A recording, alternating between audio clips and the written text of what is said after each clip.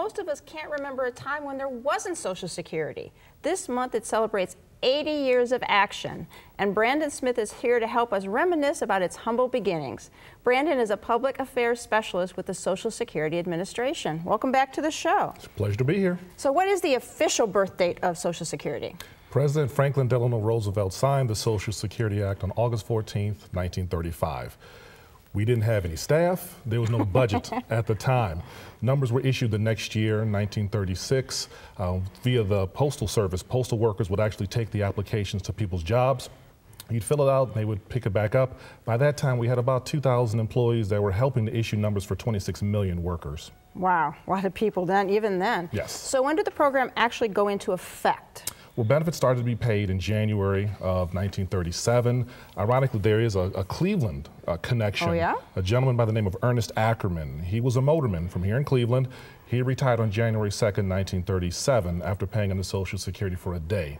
He paid a nickel in, he got 17 cents back, which I think at the time he was able to get a nice little house in the suburbs. And in the beginning, your retirement benefit was one-time lump sum settlement, but things have changed, right? And that's not the only thing that has changed. Things have changed. From 1937 through 1940, people got a lump sum payment, but there have been some changes. 1939, survivor benefits. 1956, there was disability. And in 1965, Medicare. Ironically, on July 30th, 1965, President Lyndon B. Johnson signed Medicare into law. The first two beneficiaries was former President Truman and his wife, Bess. All right, so Social Security and Medicare all in the same year. We got a lot to celebrate this year. And millions of people have been helped by this program, right? Absolutely. You'd be hard-pressed to find someone that hasn't had a loved one, a family member, a friend that's been touched positively by Social Security. That's so good. It's such an important for everybody in this country. So it used to be you had to go in person, wait a long time, but now Social Security is kind of right at our fingertips, right, on the internet.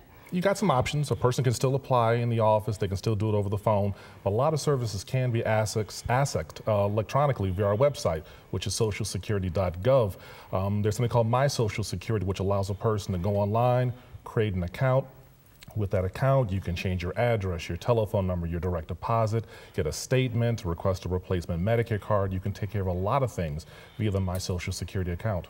Wow, so you don't even have to leave the comfort of your own living room in many cases. You don't need to get dressed if you don't want to. So are the offices doing anything special this year to celebrate this big anniversary, the 80th anniversary? Well, one of the reasons we're here is to celebrate it, so hopefully people will take heed of that. They'll go to our website, socialsecurity.gov. They'll check out the history page. We've got a lot of humorous videos and anecdotes and trivia questions about Social Security's history. Okay. All right. Sounds great. So happy birthday, Social Security.